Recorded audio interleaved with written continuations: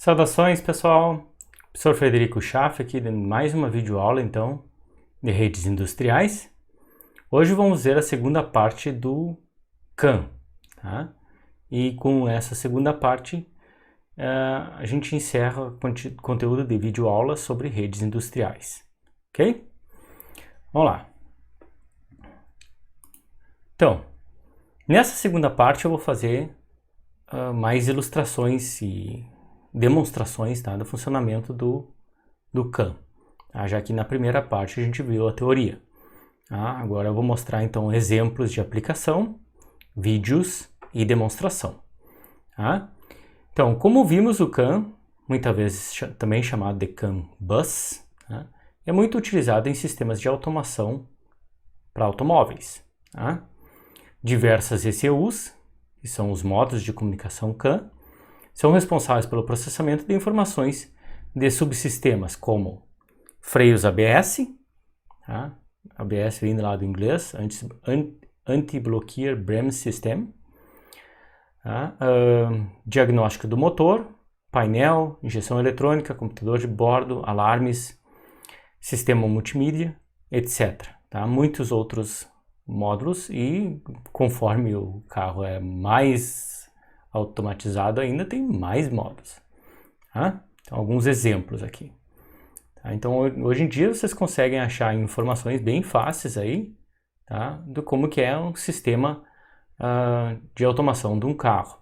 Tá? Aqui está uma figura retirada de um artigo, então, do Zhang, tá?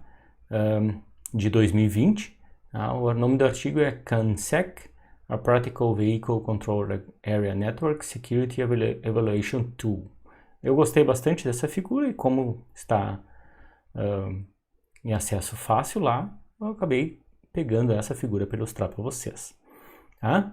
Nessa figura vocês veem diversas informações, tá?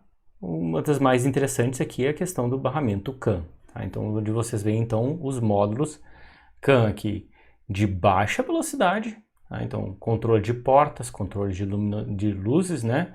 Controles de ar-condicionado, tá? Assim como outros controles que eles chamam aqui de body control, controle do corpo do carro, tá? E na parte de alta velocidade, tá? ABS, SRS, EBA, tá? Esses elementos aqui, SRS e EBA, são aqueles controles de tração e controle de estabilidade na curva, né? Tá? Engine Control, Transmission Control, Oil Supply Control, tá? Então, aqui os dois que estão na parte de alta velocidade do CAN são o sistema de segurança e o sistema de potência, tá? do carro, né? O chamado Powertrain. Vocês podem ver aqui que esses elementos aqui são através de ECUs, né? E geralmente, como a gente tem outras aplicações também que não só essas ECUs aqui, então para automação do carro, tá? Por exemplo, tem questão de rádio, GPS, algumas coisas. Isso também pode ser feito por outros tipos de redes industriais, né? Aqui está colocado então Ethernet, vocês podem ver, FlexRay, tá? E o LIN, tá? Que é uma espécie de bem parecida com o CAN também, tá? Que pode ser utilizado no CAN. Tá? Bom, isso geralmente é todo centralizado e se obtém informações desse sistema de automação através de um protocolo chamado OBD2, tá? Que é On-Board Diagnostic. Tá? Já vou comentar um pouquinho com vocês sobre esse protocolo. Tá? Bom, como é de se esperar, então, quando a gente tem esses múltiplos módulos instalados num carro, né, a gente necessita muita fiação, né? Mesmo com a economia, digamos assim, utilizando o barramento, mesmo assim a gente tem bastante fiação para ligação dos sensores e atuadores aos ECUs e a interligação desses ECUs no barramento CAN. Tá? Bom, agora na sequência eu vou passar para vocês um videozinho, tá? Um vídeo retirado da internet, do YouTube. Tá? Eu achei bastante interessante esse vídeo, tá? Porque ele fala justamente do sistema de automação do carro. É um vídeo de 5 minutos e meio, tá? Eu vou deixar na descrição dessa videoaula o link para o vídeo completo, se vocês quiserem, tá? Eu não estou fazendo propaganda do vídeo, né? Eu estou mostrando mais a parte didática por trás disso, e isso que eu achei interessante no vídeo. Claro que aparece endereço de contato e o endereço e o nome da firma, né? De sistema de automação, então, que produziu o vídeo, né? Eu não espero não ganhar nada com isso, tá? Eu só estou mostrando a parte didática disso, tá? Então, vou mostrar o vídeo aqui para vocês agora na sequência. Olá pessoal, montei uma brincadeira aqui para vocês entenderem um pouquinho o que é a tal da rede CAN, tá?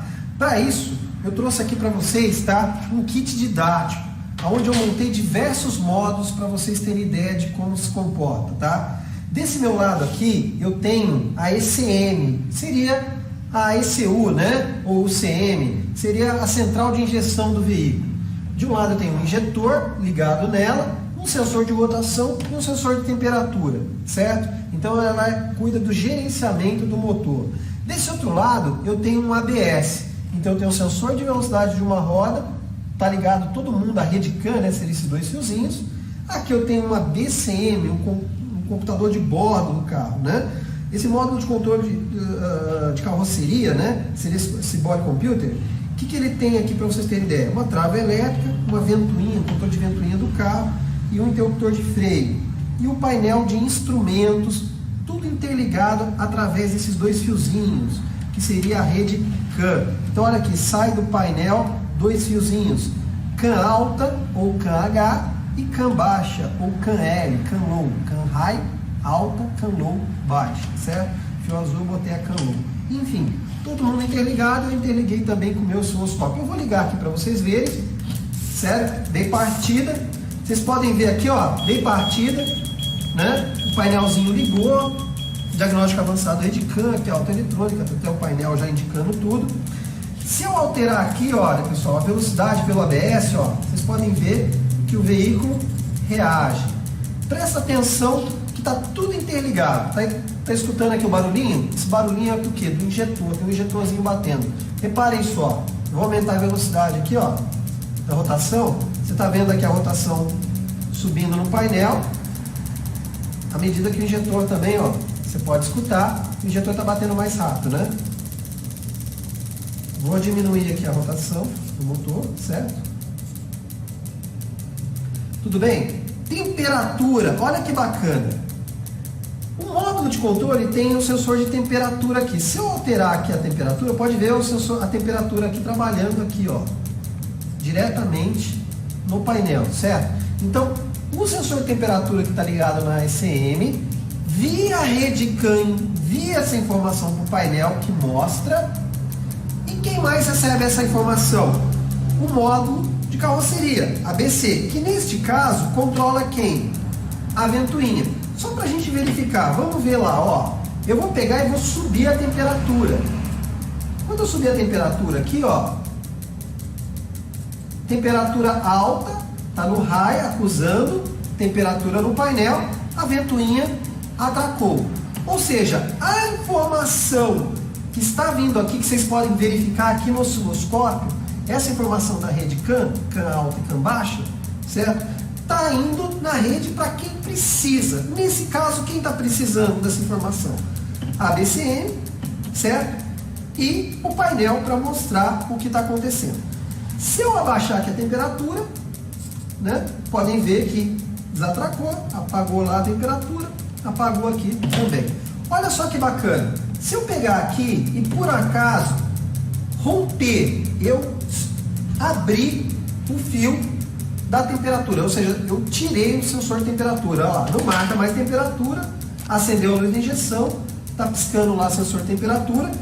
E o que aconteceu com a BCM? A BCM, ela sabe que na rede não tem mais informação porque morreu o sensor de temperatura.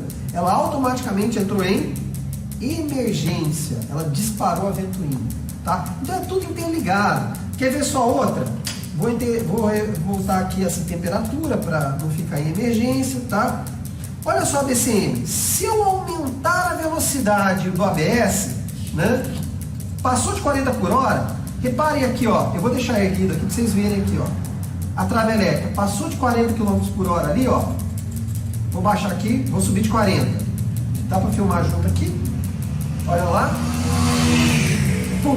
Vocês viram que bateu? Passou uma moto ali bem na hora, né? Vou fazer de novo. Baixa a velocidade do carro. Olha lá.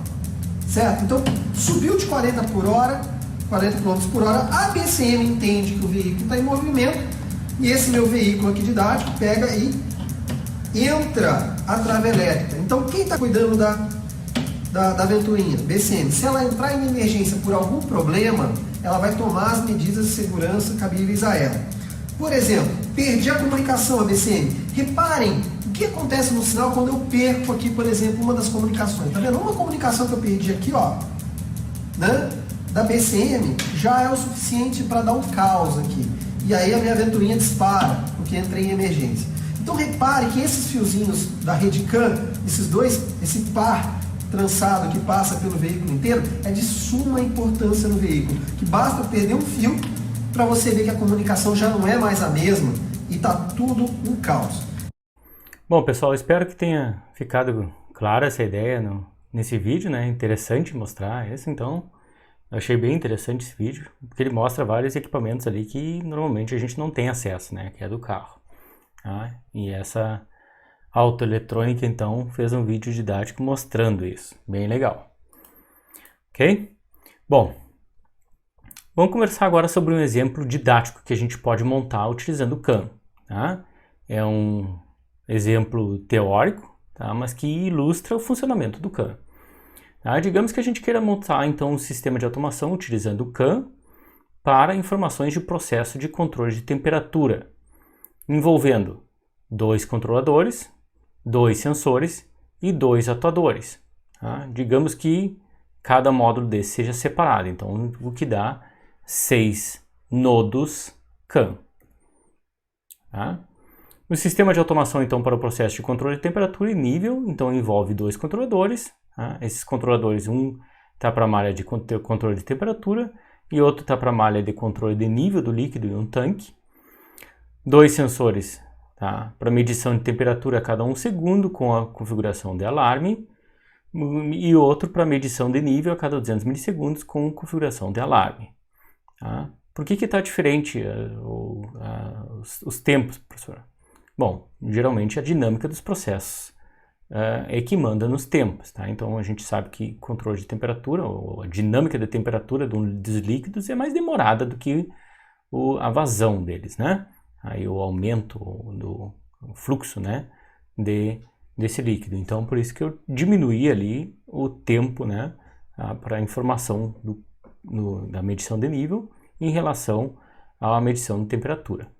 Os 2 atuadores, um é uma válvula proporcional para a vazão de líquido e o outro é o controlador de corrente e uma resistência para o aquecimento. Tá? Então, nesse caso, a gente teria o seguinte sistema. Tá? Aqui a válvula com uma ECU, tá? Um sensor de nível com uma ECU, tá? Um controle de temperatura, um controlador de nível, uma resistência de aquecimento ligado a uma ECU e um sensor de temperatura ligado a uma outra ECU. Tá? Esses elementos, obviamente, que tem que trocar informações. Aqui vocês veem, então, uma tubulação para encher o tanque. Esse é o tanque. Tá? No tanque tem, então, um sensor de nível, um sensor de temperatura e uma resistência de aquecimento. E também tem saída de água. Tá? Então, como é que a gente faria para trocar informações entre esses dispositivos utilizando o CAN? Bom, bastava interligar, então, um único barramento para trocar informações. É só isso, professor? Não. Como que se faz ainda, tá? Utilizando o CAN? O CAN não tem endereçamento. Tá? Então, como os sensores conversam com os controladores? Bom, obviamente que os sensores enviam mensagens. Essas mensagens diferentes, tá? Têm identificadores diferentes. Digamos que o sensor lá de temperatura queira enviar, obviamente, a medição de temperatura dele. Como é que ele pode mandar isso no barramento CAN?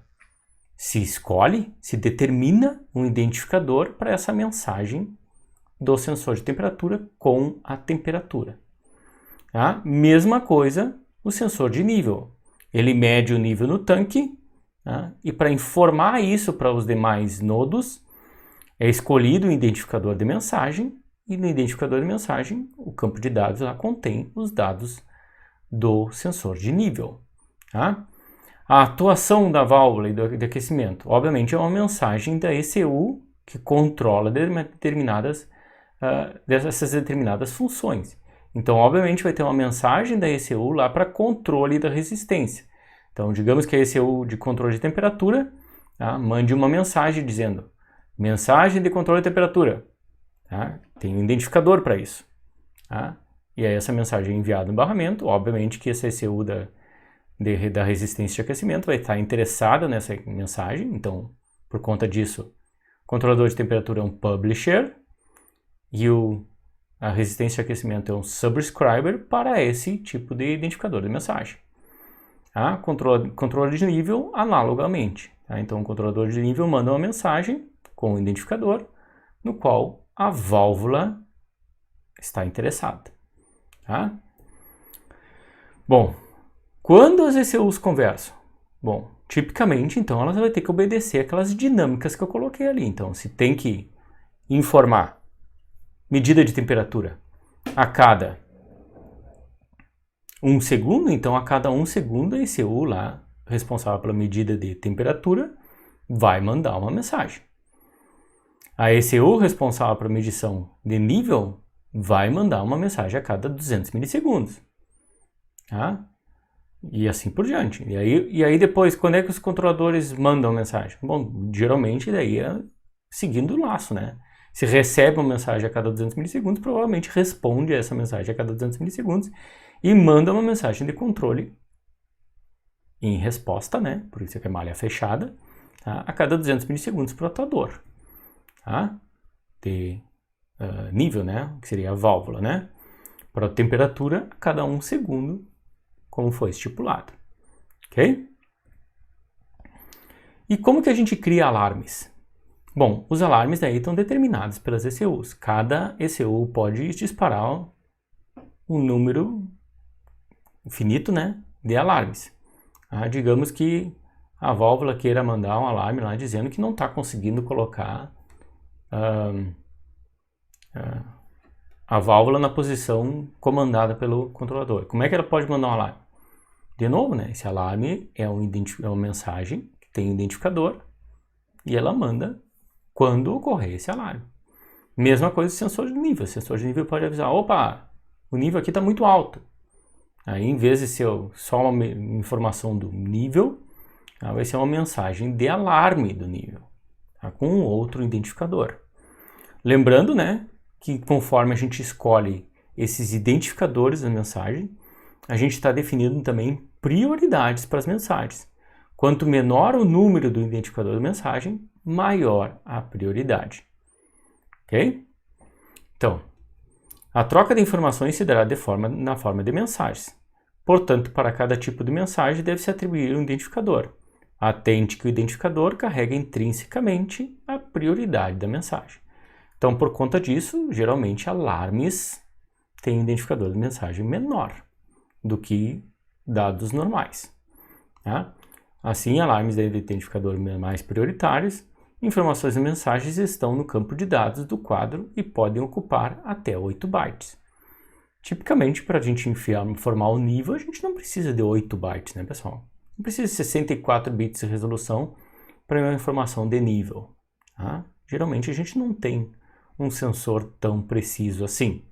Geralmente, está aí na casa dos 10, 12 bits, máximo 16 bits de resolução. Tá? Então, 2 bytes é mais que suficiente para informar o nível. Mesma coisa para temperatura, mesma coisa para as demais medidas. Ok? Então, os 8 bytes geralmente são mais que suficientes para uma mensagem de complexidade não tão alta, né? Claro que se daí vão mandar mais de um sensor numa mesma mensagem, aí já começa a ficar complexo. Aqui um exemplo de captura de mensagem, tá? Por um equipamento que eu não possuo aqui para fazer a demonstração para vocês, que seria um analisador lógico que entenda CAN, tá? Então, aqui vocês podem ver, né? Tem uma sequência, então, de informações do CAN High e CAN Low, tá? E a consequência decodificação, tá, desse sinal aqui como se fosse um CAN, né? Então vocês podem ver aqui, essa primeira sequência aqui é o identificador da mensagem, depois tem o campo de controle, né? Formado então pelos 3 bits, né? RTR, IDE e R0 e o campo DLC, tá? Depois os bytes de dados que estão colocados aqui, então AA55, AA55, FF00, FF00. 1, 2, 3, 4, 5, 6, 7, 8. 8 bytes, como está colocado. E aqui o CRC e o Acknowledge, né? Então, só para vocês verem, né, que existem equipamentos que fazem isso. Agora, na sequência, eu vou mostrar um exemplo de aplicação bem simples, né, com o CAN. Bom, pessoal, aqui eu vou fazer uma pequena demonstração, então, com um experimento didático bem simplificado, tá? Ele não é um experimento completo, tá? Ele é simplificado justamente para mostrar só o funcionamento do CAN. Tá? Para isso eu utilizo 2 microcontroladores, tá? Que aqui são Arduinos, né? Tá?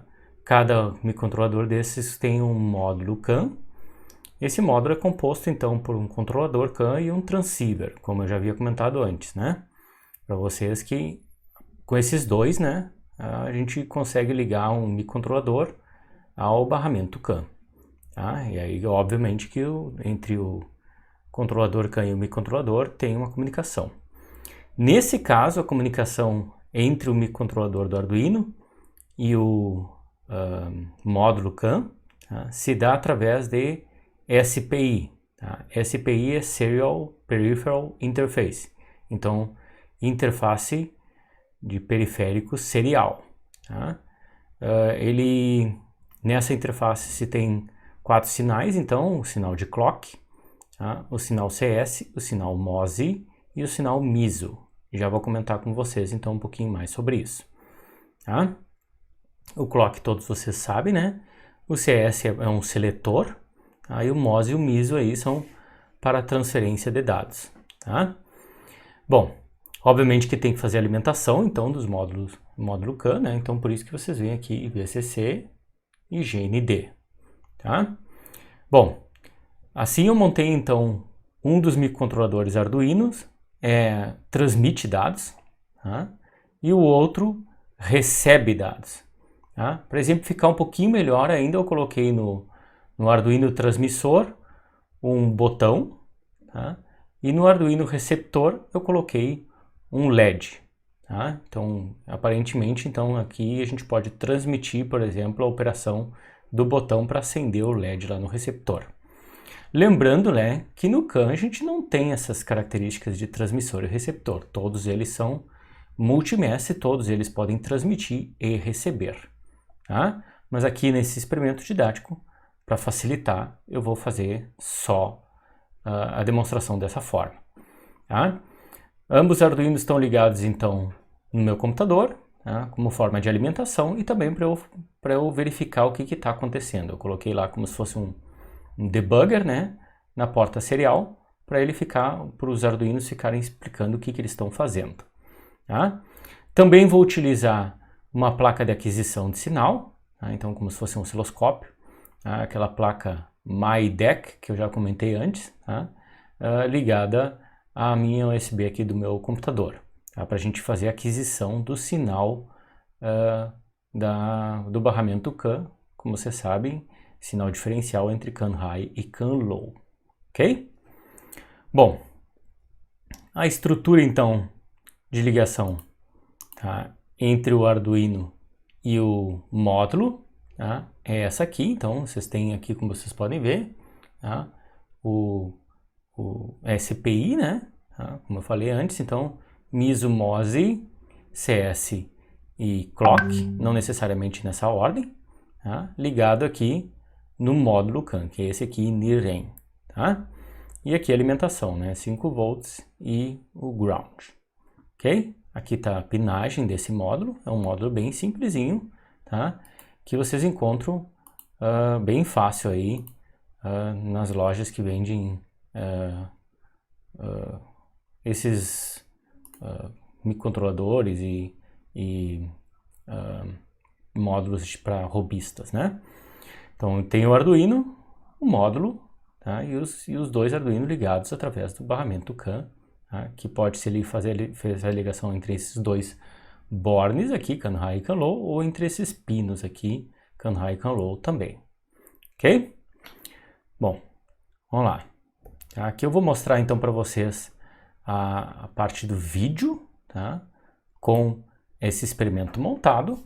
Tá? Vocês veem aqui então, eu vou tentar demonstrar para vocês, aqui a placa de aquisição, tá? Não estou mostrando para vocês, mas tem um cabo USB aqui ligado a ela, tá?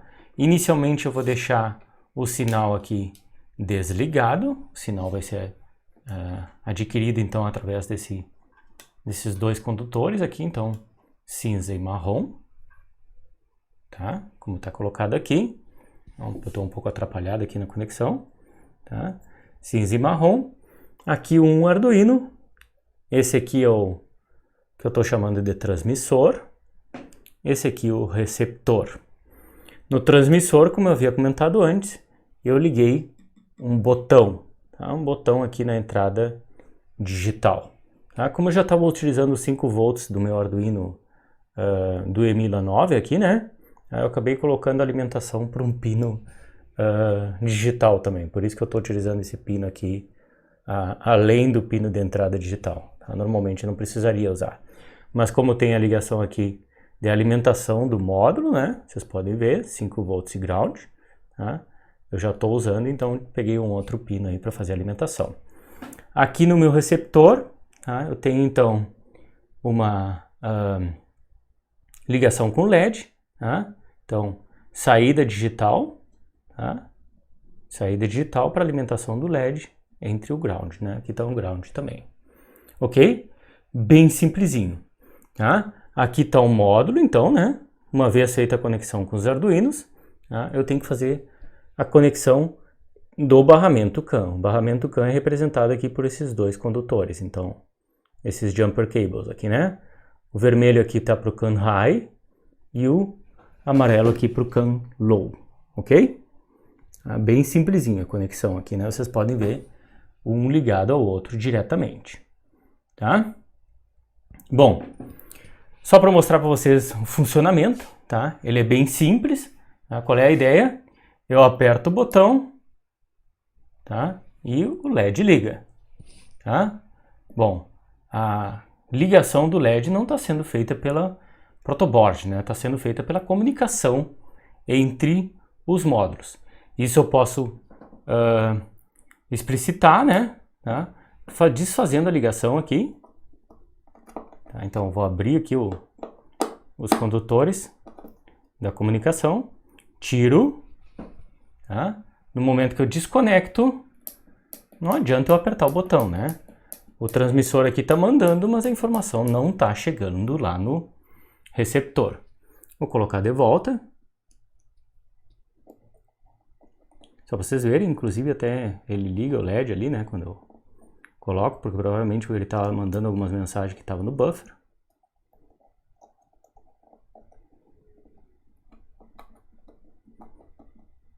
Ok? Bom, não sei porque que o LED fica ligado, mas uma vez que eu aperto aqui, ele já para de ligar e desligar. Ok? Agora ele está sendo comandado pelo botão.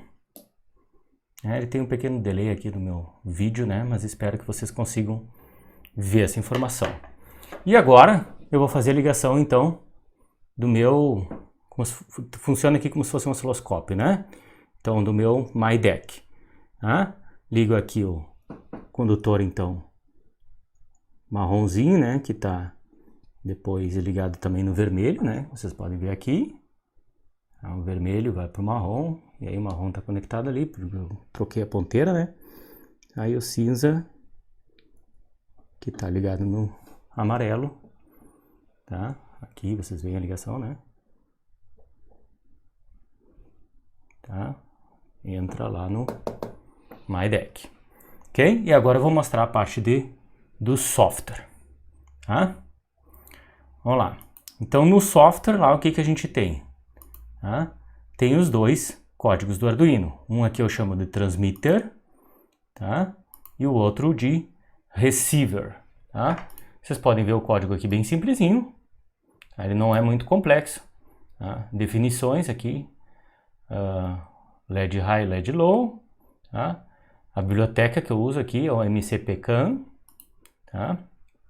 Usa a interface serial para comunicação com o computador, como eu falei, como uma forma de debugger, tá? Uso os pin modes aqui, né? O push button aqui está com pin mode, tá? Então, para entrada.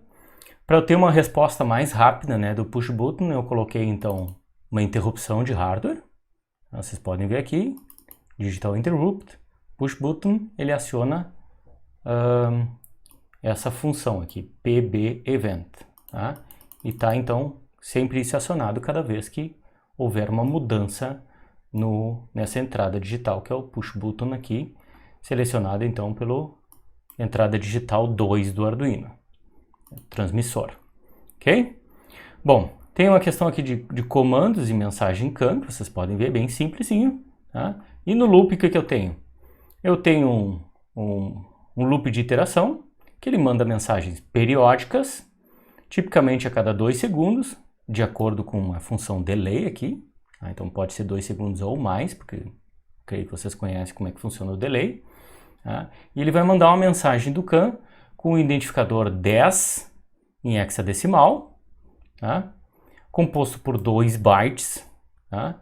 E os 2 bytes são o quê? No primeiro byte tem o valor 1 e no segundo byte tem o valor da iteração. Como eu falei, isso aqui é uma mensagem periódica, então cada vez que mando eu incremento aqui a iteração. A cada 2 segundos vai aparecer essa mensagem, então. Tá? Ah, professor, e a mensagem do botão? A mensagem do botão não é periódica, ela é aperiódica. Ela acontece só quando eu aperto o botão. Tá? Então lá tem que ocorrer então o evento, tá? Que é apertar o botão. Tá? Lembrem que está associada a essa função aqui, a interrupção lá está associada a essa função. Tá? Então quando ocorre a interrupção, que é quando eu aperto o botão, quando o estado do botão muda, tá? Essa função aqui é disparada. Coloca aqui interrupção capturada, evento associado ao botão, vai ser escrito na porta serial, que eu consigo ver, e é mandada uma mensagem dizendo, então, muda o estado do LED, né? Então, quando eu aperto, aqui o status do botão é invertido, tá? Então, quando eu aperto o botão, tá? Seria o falso, tá? Porque está invertido, ele liga o LED. Tá? Quando eu solto o botão, ele desliga o LED. Tá? Isso é colocado lá no primeiro byte da mensagem do CAN. No segundo byte da mensagem do CAN é colocado o número de vezes que eu apertei. Então, se eu apertar a primeira vez, ele vai do contador, vai no comando 0. Se eu soltar, vai para o comando 1. Apertar de novo, comando 2 e assim por diante. Funciona como se iterações, contagem do número de comandos que eu estou dando. Tá? Só para ver uma modificação aí no conteúdo da mensagem CAN. E o identificador utilizado para essa mensagem aqui é diferente da mensagem periódica. Então, em vez de 10, eu usei aqui 755 em hexadecimal. Tá? Bom, isso aqui no código do transmissor. No código do receptor, tá? Eu uso a mesma biblioteca, então, MCP-CAN, tá? Configuração aqui do SPI, né? Óbvio que está utilizando a configuração do SPI. Mesma coisa, serial, tá? O pino do LED é uma saída, tá? Configuro aqui o CAN em 50 kbps por segundo, mesma coisa que estava lá no transmissor, apesar de não ter mostrado, tá? Depois que ele faz esse setup aqui, então, tá? Ele tem sempre uma temporização. Aqui no transmissor eu coloquei 3 segundos, aqui no receptor 1 segundo. Tá? Depois ele fica no loop. Tá? E no loop o que ele faz? Tá? Ele fica checando para ver se recebeu mensagem CAN. Tá? Então, vocês podem ver aqui, loop, if CAN message available, aqui se tem mensagens disponíveis, tá? Verificar o recebimento. Tá?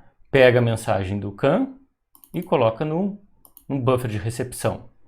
E verifica também o identificador da mensagem. Por isso que está aqui get can ID, né? Get can ID, identificador da mensagem. Daí ele diz aqui mensagem recebida com identificador tal, em hexadecimal, o comprimento da mensagem recebida, e faz um filtro aqui. Então, se for o identificador 10, ele diz é o status do controlador. Se for o identificador 755, aí é o comando do controlador para o LED. E aí se for...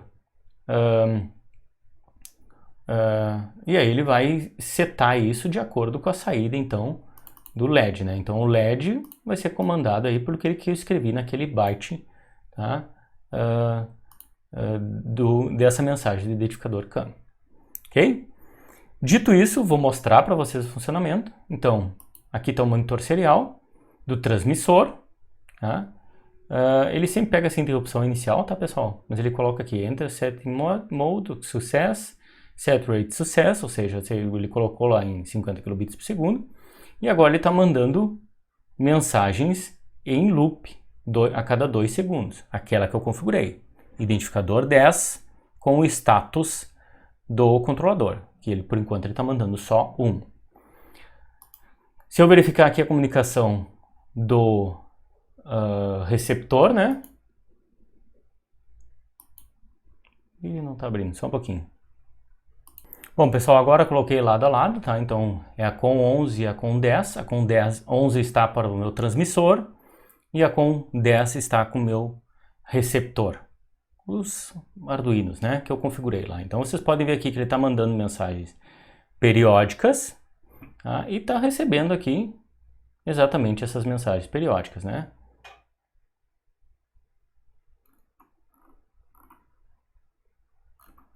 Eu acho que está parado esse aqui. Tá meio esquisito isso aqui, deixa eu abrir de novo.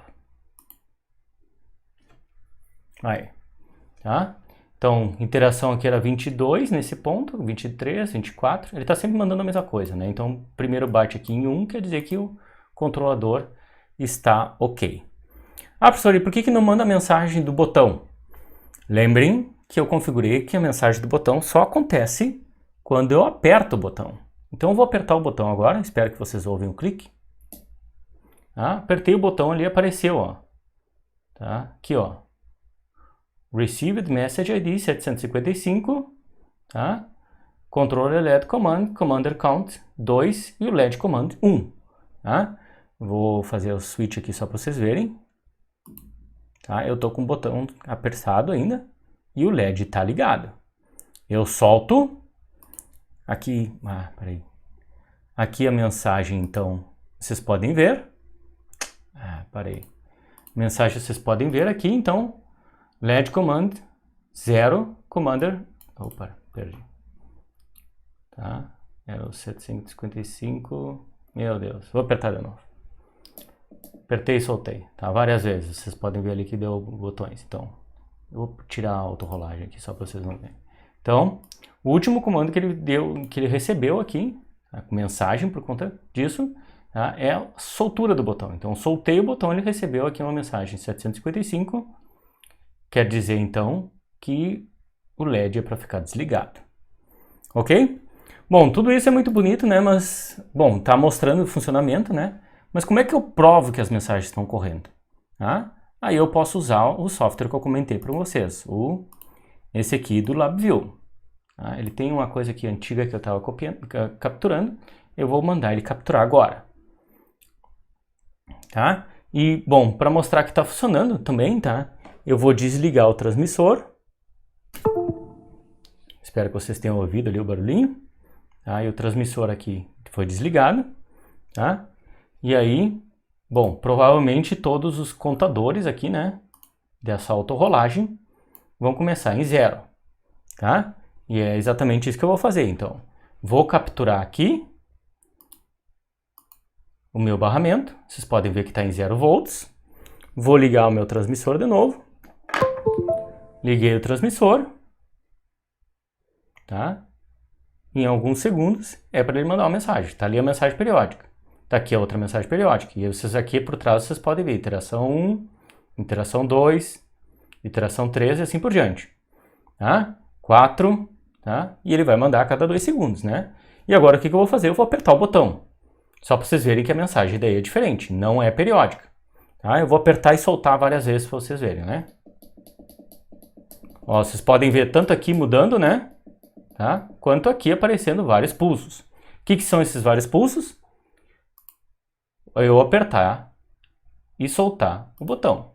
Tá? Vou desligar a autorrolagem aqui de novo e vamos ver o que eu fiz lá. Vocês podem ver aqui que eu mandei várias mensagens, né? Ó, comando 33, comando 34, comando 35, sempre liga e desliga, né? Vocês podem ver aqui, liga e desliga, ok?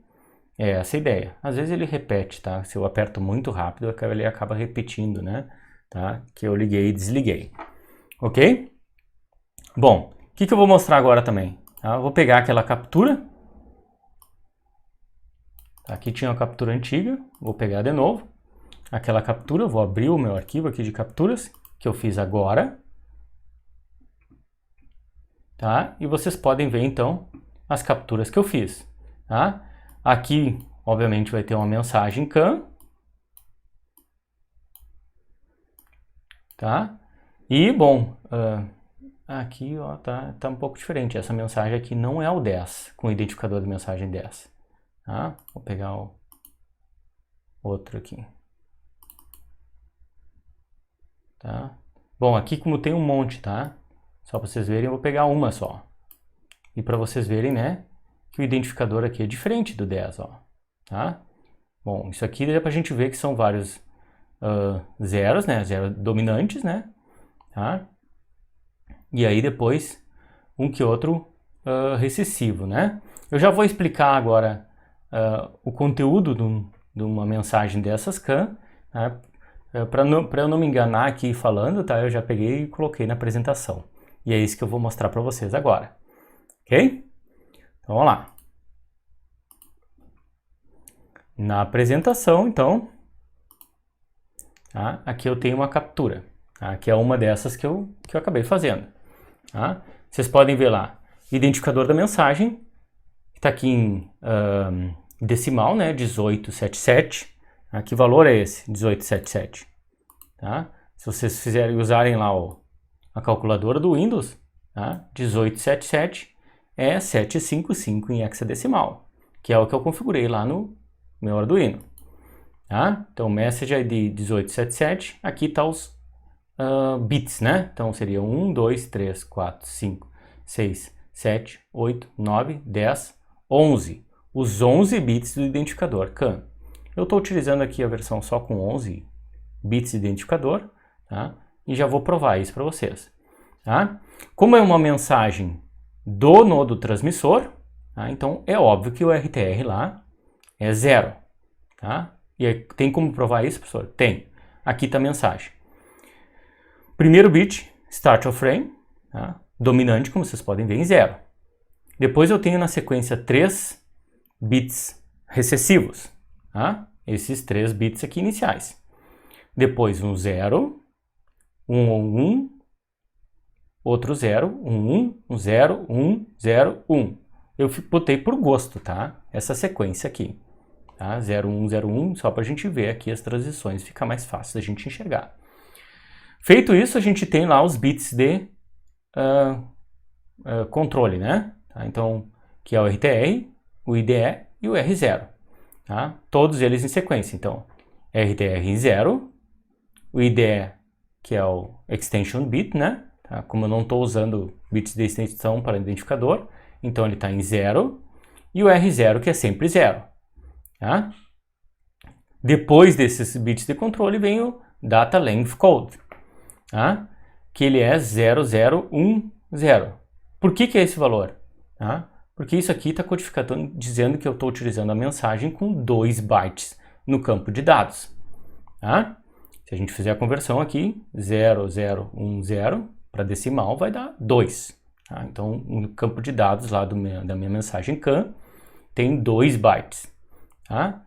Então, obviamente vai estar isso aqui. Vocês estão vendo aqui que tem a sequência, né? RTR em 0, IDE em 0, R0 em 0. Os 2 primeiros bits mais significativos de DLC também em 0. Aqui deu uma sequência de 5 zeros. Lembrando que no CAN lá, quando a gente tem uma sequência de 5 zeros, o próximo automaticamente colocado pelo transceiver CAN é um bit stuff, tá? Um stuff bit, né? Então, aqui dá pra gente ver, esse aqui é um stuff bit. Tá? Por que eu sei que é um stuff bit, pessoal? Bom, primeiro porque são 5 zeros em sequência, e depois porque aparece 2 1s em sequência. Aqui tem um 1 só. O que é esse outro 1 aqui em sequência? É o stuff bit. Tá? Então, o primeiro é o stuff bit, depois o 1 do DLC, aqui o segundo bit menos significativo, né? Mais significativo, desculpa. Não, menos significativo. Ah, então seria o bit 1, né, do DLC, tá aqui 1, e o bit 0 do DLC tá aqui. Depois vem o campo de dados. O campo de dados desse quadro CAN que eu selecionei aqui, ele é composto por o primeiro byte em 1, que é uma mensagem dizendo que eu apertei o botão, tá? E a iteração, ou command counter aqui, tá? Em 0. Tá? É esse o quadro que eu capturei. Então vai estar lá 0, 0, 0, 0. Aqui deu uma sequência de 5 bits em 0. Por consequência, o próximo é um stuff bit. Polaridade inversa, no caso 1. Depois em 3 outros bits, tá? Para dar todos os 7 bits aqui, 0 do primeiro byte do campo de dados. Tá? E o último bit, ou menos significativo, do primeiro byte, em 1. Esse último bit em 1 aqui significa que eu estou setando o LED ligado. O primeiro byte terminou, agora eu vou mandar o outro byte. O outro byte é 0, tá? Todos os 8 bits em 0, então. Eu vou ter a primeira sequência aqui, 5 bits em 0, um stuff bit, e o restante dos outros 3 bits em 0. Tá? Para não ter aqui, obviamente, manter, então, sempre essa transição. Ok? Aí você sabe que aqui depois na sequência vem o CRC, o CRC delimiter, o ACK delimiter e o end of frame do CAN que você já conhece. Ok? Bem simplesinho essa demonstração. Tá? Espero que vocês tenham entendido, tá? E espero que tenham gostado aí do exemplo que eu mostrei aí, bem simplesinho, então, com o CAN, né? Com essa questão de apertar o botão. Tá? Exemplo mais simples possível. Ah, professor, podia ter feito outra coisa? Claro, eu posso pôr um sensor aqui. Tá? Um sensor de temperatura, um sensor de luminosidade, um sensor de, sei lá, de proximidade, qualquer outra coisa associada ao meu microcontrolador aqui, tá? E assim que eu recebo, por exemplo, uma modificação, tá? Nesses sensores, eu crio um identificador de mensagem e mando pelo barramento. Tá? O meu outro Arduino aqui, aqui desse jeito que eu coloquei, eu só coloquei um LED, né? Poderia ter muito mais outras saídas digitais, mas também podia ter entradas. Tá? E obviamente que para cada mensagem dessas diferentes, de I/O diferentes, tá? eu vou escolher um identificador diferente. Tá? Espero que vocês tenham percebido essa questão da configuração então das I/Os aqui no código do Arduino, tá? E a configuração então dos identificadores. Identificador, mensagem. Tá? Identificador da mensagem, bytes da mensagem. Bem simples, né? Ok, pessoal? Era isso que eu tinha para demonstrar neste exemplo. Bom, como eu falei antes, então uma das coisas do CAN é que ele não estrutura, né, tá, as mensagens. Não define como que devem ser a estrutura do campo de dados, nem como devem ser definidos os identificadores. Tá? É por isso que se tem protocolos que utilizam o CAN para justamente definir esses elementos que no CAN são livres. Tá? Um protocolo bastante conhecido que utiliza o CAN como base é o CAN Open. Tá? O CAN Open é um CAN para automação industrial. Ele se baseia na tecnologia do CAN e também na especificação elétrica do RS485. Tá? No CAN Open é especificado o número máximo de nodos ou nós em 64. São utilizados conectores populares. O comprimento máximo do barramento é de 100 a 500 metros. As taxas de transmissão permitidas, então, são 125, 200, 500 kilobits por segundo e também 1 megabit por segundo. E as aplicações típicas do CAN Open são linhas de montagem, máquinas de solda e de manipulação, barramentos de múltiplos sensores e atuadores, barramentos de dispositivos inteligentes, etc. Tá? Bom, como eu comentei no início dessa videoaula, também, então outro protocolo que define estrutura para mensagens CAN, e eu já havia comentado, para automação automotiva, tá? É o OBD2. Tá? OBD está para On-Board Diagnostics. Tá? E esse 2 é porque é a segunda versão. Tá? Eu encontrei um vídeo da CSS Electronics, tá? Também vou deixar o link na descrição desse vídeo, tá? Que explica bem fácil, tá? Como que funciona e para que serve o OBD2. Tá? Eu vou passar agora ele para vocês. What is OBD2? Onboard Diagnostic, OBD, is your vehicle's built-in self-diagnostic system. This is how you've probably experienced OBD in practice. Ever notice that malfunction indicator light pop up on your dashboard? That's your car telling you there's an issue and you should visit a mechanic. Your mechanic then uses an OBD2 scanner to connect to the OBD2 16-pin connector under your driver's wheel. With this, he is able to read out the diagnostic trouble codes, DTCs, and understand the issue without taking your car apart. So, where does OBD come from? The system originates from California, where the California Air Resources Board, CARB, started requiring OBD in all new cars in 1991 for emission control purposes. By 1994, the CARB made the OBD2 standard mandatory in cars sold in 1996 plus. The OBD2 standard was recommended by the Society of Automotive Engineers, SAE, and secured a standardization of diagnostic codes and the OBD connector across manufacturers as per SAE J1962.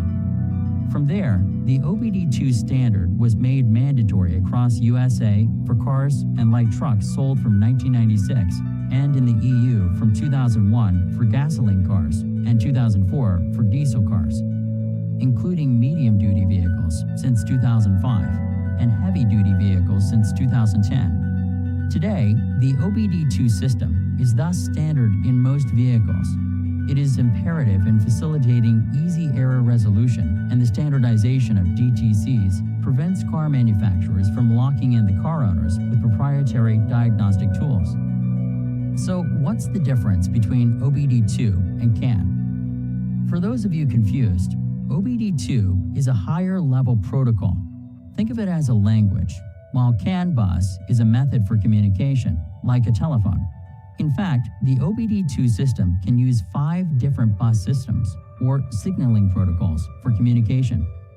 Since 2008, CAN bus ISO 15765 has been made the mandatory protocol for OBD2 in all cars sold in the US, and is today the standard in cars and light vehicles.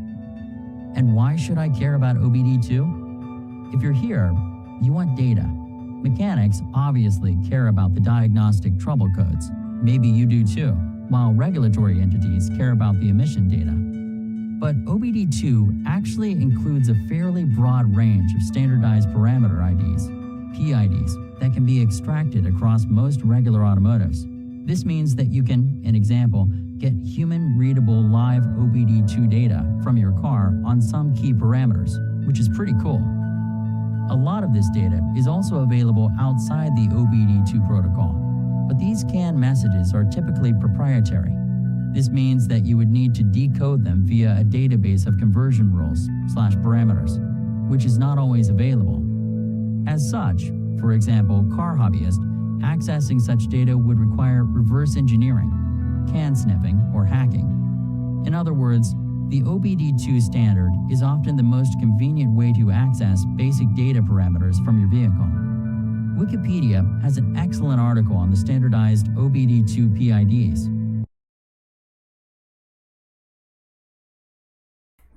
Bom, aqui vocês viram uma das coisas que eu comentei, né? Tá? Então, sobre os protocolos superiores, tá? O OBD2, então, é um protocolo superior. Ali ele coloca até uma ilustração interessante, né?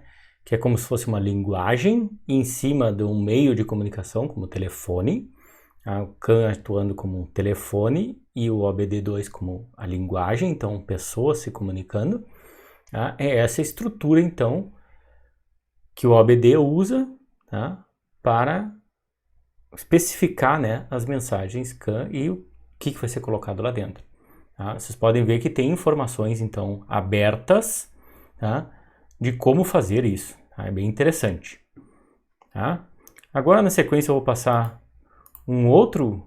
aqui, só para comentar, né, que foi passado aqui, então, dois códigos, né, então, de normas, só para vocês, né, o SAE 1979, então, que é o ISO 19031 5, tá? é o que especifica então a comunicação entre o veículo, sistema de OBD do veículo, tá? E o equipamento de teste, tá? Para veículos no escopo da legislação para emissões de carros, né?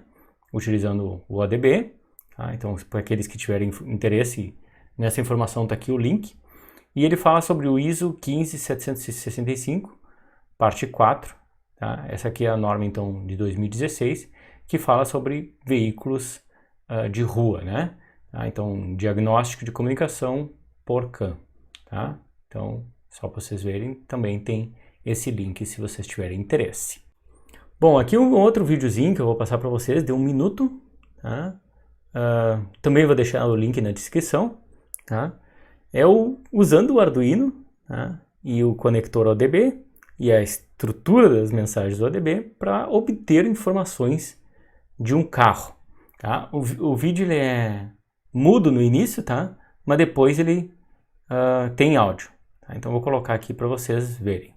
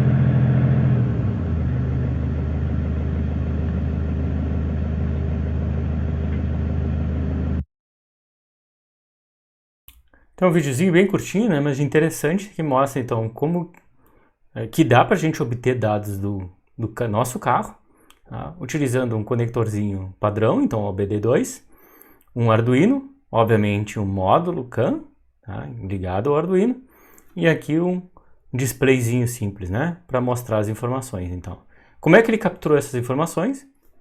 Ele sabe quais são os identificadores que